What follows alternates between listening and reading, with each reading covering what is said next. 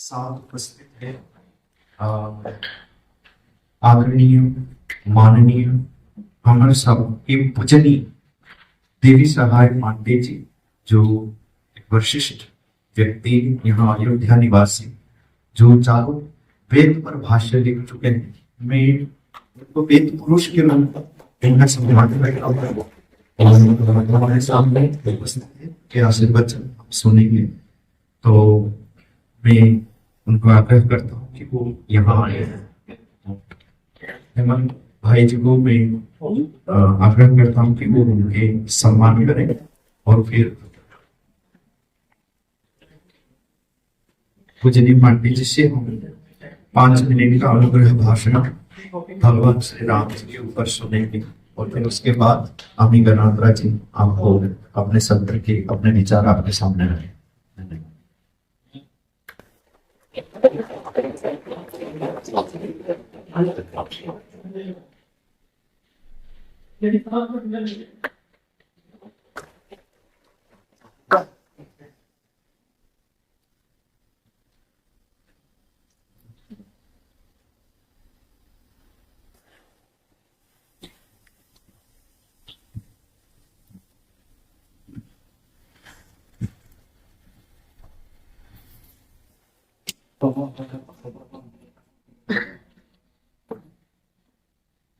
इस पुण्यधरा धाम पर, इस अवतार भूमि पर आप सब स्वागत सज्जनों का हृदय से स्वागत, यथा योग्य प्रणाम आशीर्वाद।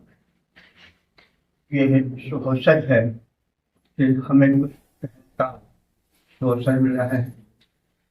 तो जब कोई निर्माता होता है तो जिस चीज का निर्माण करता है उसके लिए कुछ सिद्धांत बना देता है। तो वेद वही है कि किस प्रकार से इस धराधाम पर रहा जाए, भाई रूप में, पति रूप में, पिता रूप में, राजा रूप में और प्रजा रूप में। तो जो वेद ने यह सिद्धांत प्रतिपादित किया है उसको रामायण में साकार किया गया। सिद्धांत जब व्यवहार से जुड़ जाता है तो जैसे बंदूक में भरी गोली अटूट होती है, या उस गोली को सीधे मारा जाए तो असर नहीं पड़ेगा, लेकिन अगर भर कर मारा जाता है उसका निशाना अटूट होता है। तो ऐसे रामायण में वेद के सिद्धांतों को राम के चरित्र से जोड़ करके, अन्य चरित्रों से जोड़ करके प्रस्तुत किया गया। इन विषयों का प्रभावशाली बना है और इसके लिए कहा गया, कई विद्वानों ने कहा है कि वेद विद्य परिपूर्ण से जाते दशरात होते और वेदा साक्षित रामायण साक्षित प्रतिष्ठा व्यापना। यानी जब वो परम पुरुष राम के रूप में दशरथ पुत्र में रूप में उत्पन्न हुए तो रामायण के रूप में वेद सामने आया।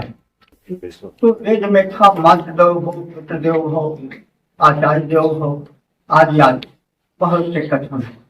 तो राम के चरित्र में उसको उतारा गया ताकि भटकी हुई मानवता सही रास्ते पर आ सके। तो राम का चरित्र क्या था कि प्रातः काल उठ के रघुनाथा माता पिता को नाम हिमा था। आज का टेंशन चलता है माता पिता पुत्र में और फिर पुत्र वधु में और फिर गुरुशिष्य में संबंध की विसंगतता आ गई है, तो वो संबंध बना रहे इसलिए राम के चरित्र में उसको पूछा गया। पिता के कहने से उन्होंने राज्य त्याग दिया। माता के कितने भक्त थे कहने की आवश्यकता नहीं, गुरु के लिए वो समर्पित जीवन था। राजा बने तो वो प्रजा को आगे रखे कि राजा प्रजा के लिए हो, न कि प्रजा राजा के लिए हो। और उन्होंने प्रजा के कथनानुसार सब कुछ त्याग दिया, पत्नी को त्याग दिया और लक्ष्मण भाई से भी उनका वियोग हो गया कि प्रजा में भी कुछ कमी होती है। इसलिए कुछ ऐसे लोग भी थे जो राम के सुदृढ़ चरित्र पर उंगली उठा रहे थे, लेकिन राम ने प्रजा को दंड नहीं दिया। यद्यपि वो दंडनीय थे, उन्होंने उदाहरण रखा कि हम प्रजा के सेवक। इसलिए जब उनको अपने प्रिय पत्नी का वियोग सहन करना पड़ा तो कितनी समर्पिता थी। जब अपने लक्ष्मण ऐसे भाई को जिसने 14 साल भोजन नहीं किया, 14 साल नींद नहीं ली और 14 साल ब्रह्मचर्य व्रत रहा, पत्नी से दूर रहा, उस समर्पित भाई को त्यागना पड़ा। तो उसी तो आखिर भले परमात्मा ने, लेकिन ये तो मानो उन्होंने जल समाधि ले ली, लेकिन उस धोबी को या अन्य ऐसे लोगों को जो विपरीत वचन निकाल रहे थे और दंड दिए थे, उनको दंड नहीं दिया। मैं जब व्रत लिए हूँ, मैं प्रजा के लिए हूँ, तो कुछ भी हो प्रजा का अधिकार है राजा पर, वो हमें कुछ भी करे। और देखिए सबसे बड़ी कमी आदमी में क्या होती है? लोभ वृत्ति, बहुत बड़ी कमी है, अधिकार वृत्ति। लेकिन जब राम को सिंहासन मिला और जब राम ने इस तथ्य को जाना तो उन्होंने इसका विरोध किया, विरोध किया।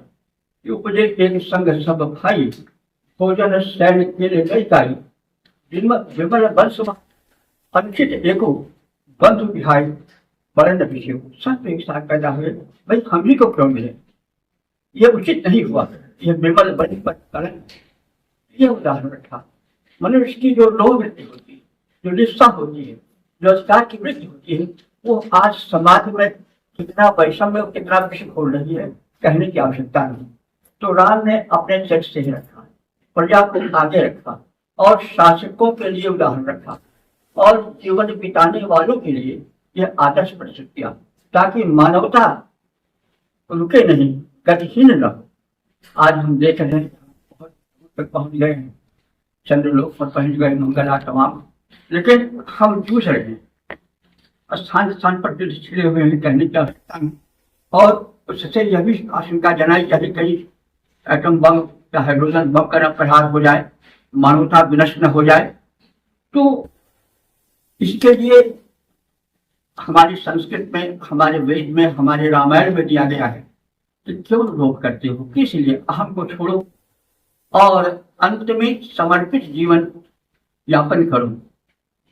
तो राम का यह जीवन और राम के साथ उनके पिता का जीवन कि उन्होंने प्राण त्याग दिया, प्राण से प्रिय अधिक प्रिय सुनते प्राण से दो दशरथ तजो वचन न दीन हो जान।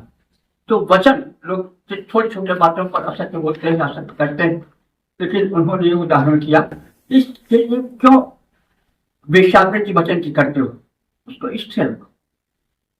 तो उनका ये आदर्श, उसी प्रकार से उनका आचरण ये देखिए कि जब रावण का वध हुआ तो किसी कारण से विभीषण ने कहा कि यह पर वेश्या या पर नारीगामी, मैं इसका अंतिम संस्कार नहीं कर सकता।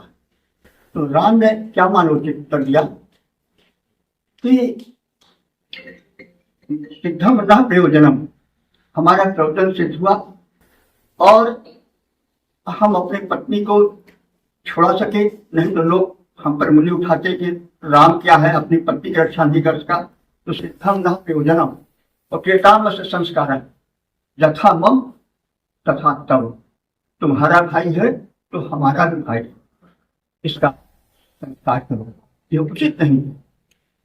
तो इस प्रकार से राम ने यह भी बताया कि शत्रु के साथ कैसा व्यवहार करना चाहिए, मित्र के साथ कैसा व्यवहार करना चाहिए, सुग्रीवाद के विषय में बताया, और कैसे किस जगह पर पति रूप में, पत्नी रूप में कैसे व्यवहार होना चाहिए, भाई रूप में कैसे व्यवहार होना चाहिए, ये सब राम ने अपने चरित्र से बताया। इस धरा धाम पर, अयोध्या की पवित्र भू पर केवल राम ही नहीं, यहाँ पर जो थे राजा रघु हुए थे, राजा दिलीप हुए हैं, हरिश्चंद्र हुए हैं, ये अनेक महापुरुषों के रज से पवित्र भूमि।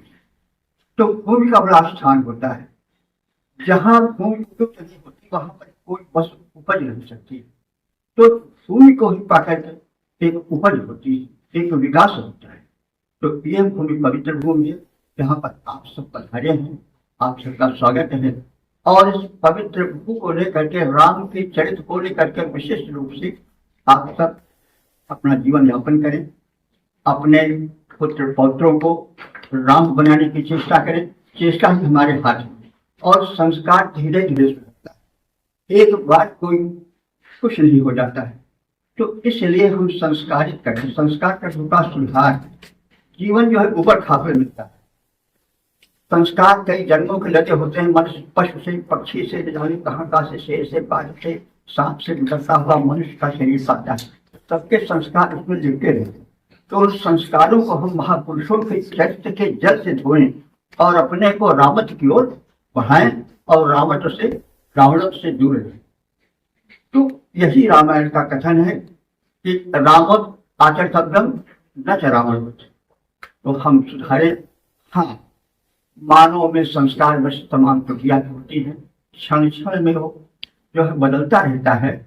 और ये मन है कबहु देव मन रिपुमय, कबहु नारीमय भाषे, संस्कृत सन्निपात दुख दारुण, संस्कृति सन्निपात दुख दारुण बिन हरि कृपा नाशे, कबहु देव जग धनमय रिपुमय, कबहु नारीमय भाषे। मन का स्वभाव है, कभी उस संसार में काम भावना आ गई तो उसको चारों ओर से दिखाई पड़ती, कभी कोई पाया तो उसको दिखाई पड़ता है।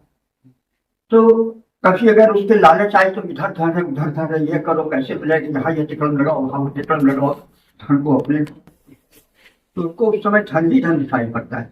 कहीं शत्रुता है तो शत्रु ही शत्रु दिखाई पड़े, यह है ऐसा तो नहीं है कुछ हमारा नुकसान कर दे, उसको चैन नहीं मिलता है। तो ये जो जैसे सन्निपात होता नहीं, तो सन्निपात के रोगी को ये दिखाई पड़ा, ये देखो सांप आ रहा है, ये देखो गोजर आ रहा है, ये देखो दुष्ट आ रहा है, ये देखो राक्षस आ रहा है।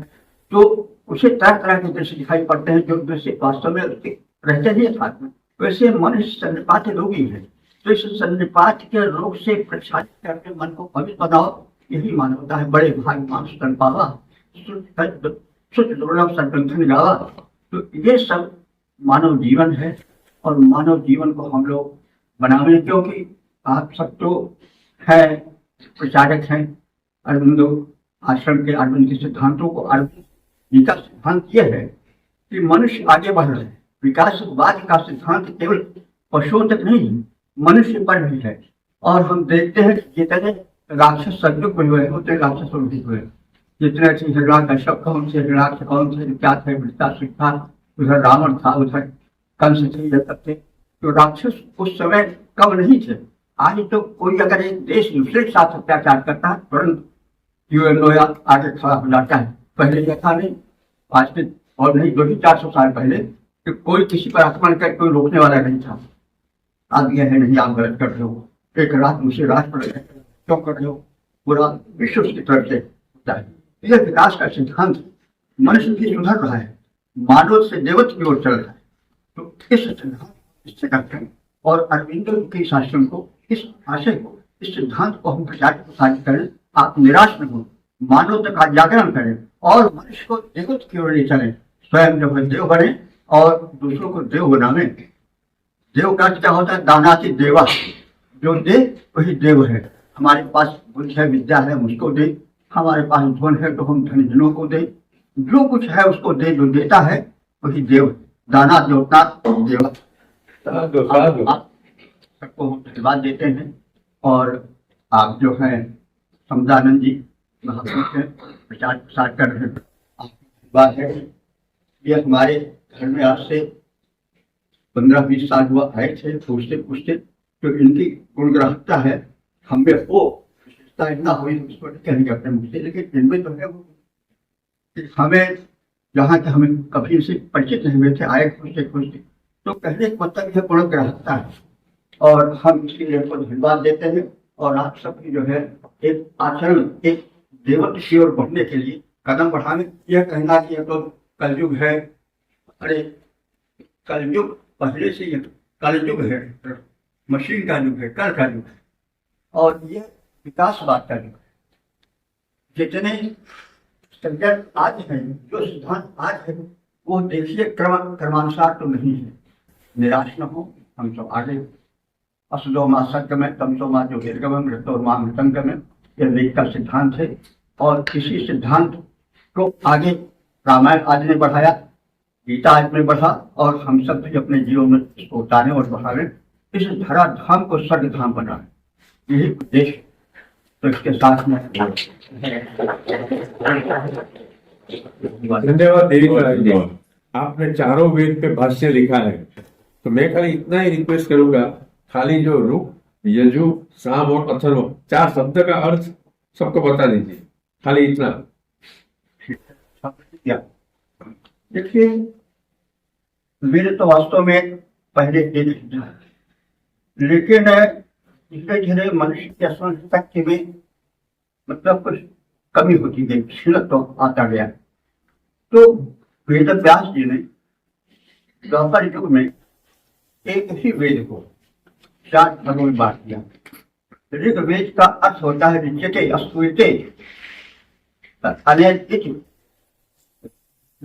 ऋग्वेद ऋचते, ऋचा का अर्थ होता है ऋचते अस्तुते इत ऋचा। तो तया परिपूर्णता वेदा है ऋग्वेद। तो ऋग ऋचा अस्तुत संबंधी वेद ऋग्वेद।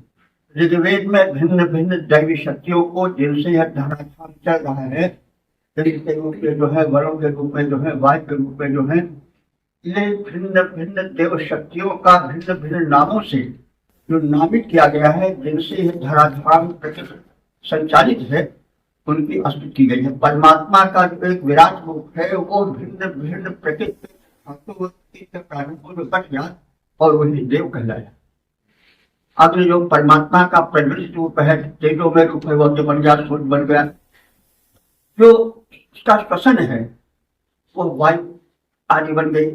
जो उसकी करुणा, जैसे किसी के हृदय में कभी कोई जल बरस जाता है नेत्रों के माध्यम से जब हृदय गर्वित होता है, वैसे जो वर्षा गर्वित दूसरों की प्यास बुझाने के लिए, दूसरों की उत्कंठा को, दूसरे के ज्ञान की वृत्ति को जो है वो शमित करने के लिए, उसको सुधारने के लिए जो वृष्टि हुई, वही मतलब पर्जन्य बने, बादल बने। तो इस प्रकार से सारे जो है मानवीय गुणों को जो प्रस्तुत किया गया और उसको दैवी शक्तियों से जानने का जो प्रयास हुआ, वही ऋग्वेद है। उसमें स्तुतियां हैं देवों की, भिन्न भिन्न देवों की स्तुतियां हैं। 33 देव 33 से 33 करोड़ माने जाते हैं, तो उनकी स्तुतियां हैं। अच्छा, अब ऋग्वेद में केवल स्तुति नहीं है, उसमें यजन किया है। यजन का मतलब हुआ यज्ञ कर्म हम कैसे करें, किस कर्म के करने से क्या मिल सकता है, क्या उपलब्धि हो सकती है। तो यजन कर्म कैसे हो, संपन्न हो, उसका प्रायोगिक रूप कैसे हो, वो जो है वो यजुर्वेद में है। तो कांडिक स्वरूप है। आज भी आप देखें तो जो श्रावण गाड़ी जाती विवाह में, वो पहले जो एक युग गाड़ा जाता था, उसी का प्रयोग किया है। तो वो यजुर्वेद जो है वो यजुष कहते हैं गद्य खंड को। तो यजुर्वेद में गद्य खंड है। बाद में कुछ उसमें जो मत आया है वो बाद में आया है। और जो ऋषि घराने थे, जो उस समय गुरुकुल थे, उसमें जो उसके संचालक थे, वो ऋग्वेद के मंत्रों को डालते थे। तो जहां तहां उसमें मंत्र है, छंदोबद्ध, तो वे सब ऋग्वेद से लिए गए। तो यजुर्वेद का हुआ कि गद्यात्मक वाक्यों का जिसमें प्राधान्य हो यजुर्वेद को गद्यात्मक जो प्रारूप है, गद्यांश। आज भी हम बोलते हैं जो अमुक नाम शर्मानम क्या क्या करते हैं, कई और कर्म जो कराता है, वो बस वो गद्यात्मक भाषा बुलवाता है, उसकी तरफ से कह रहा है वो।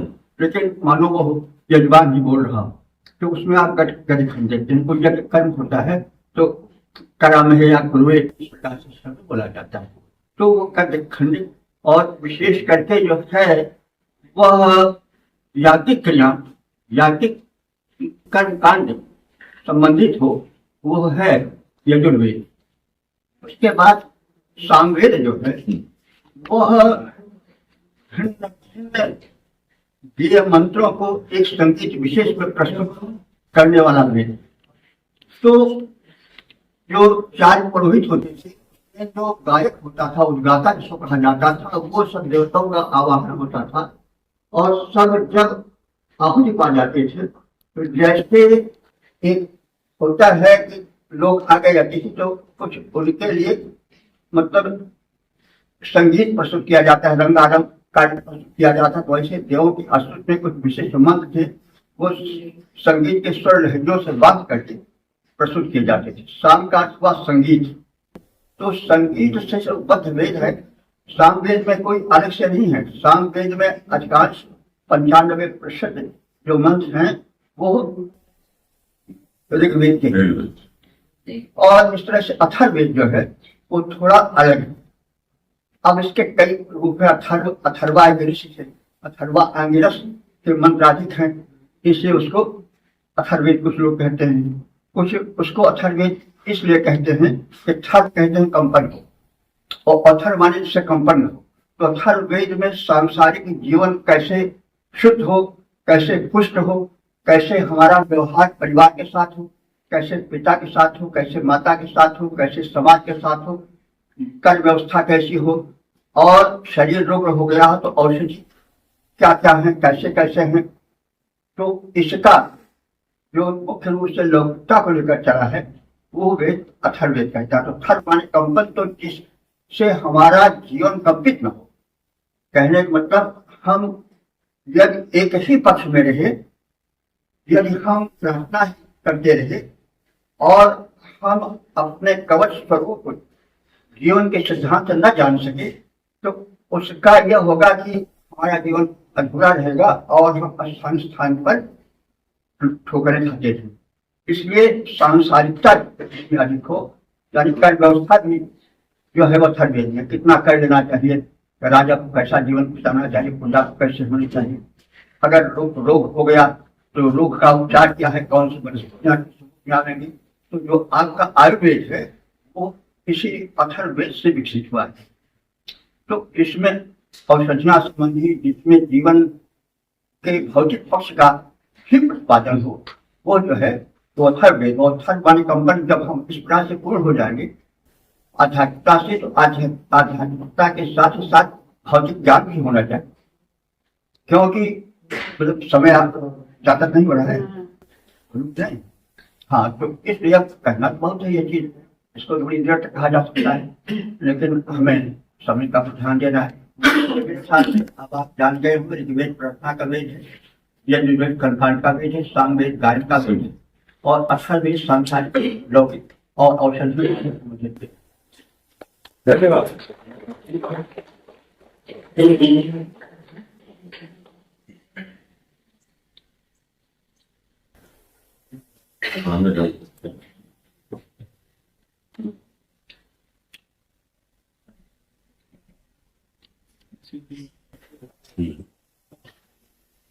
मेरी कृपा की आपने आज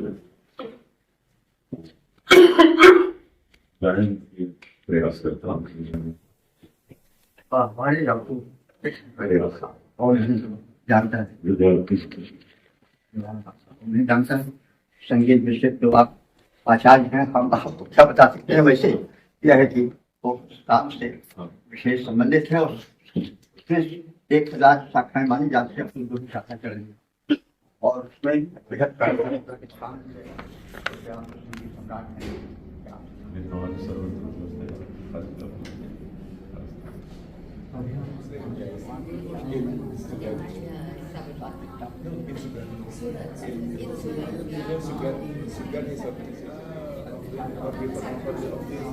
ashram also we are in the morning to open the door, then offering something for them. Next, come on, dear myself. Really, that's how the world will know who you are. Because he has a special effect, a meaning for the world. He's so popular. And if you come on his podcast once, you will be known by most of the people. Dear myself is a guy who does podcasts in Mumbai. Then I will come to You should. प्रथम जो मंत्र है the second.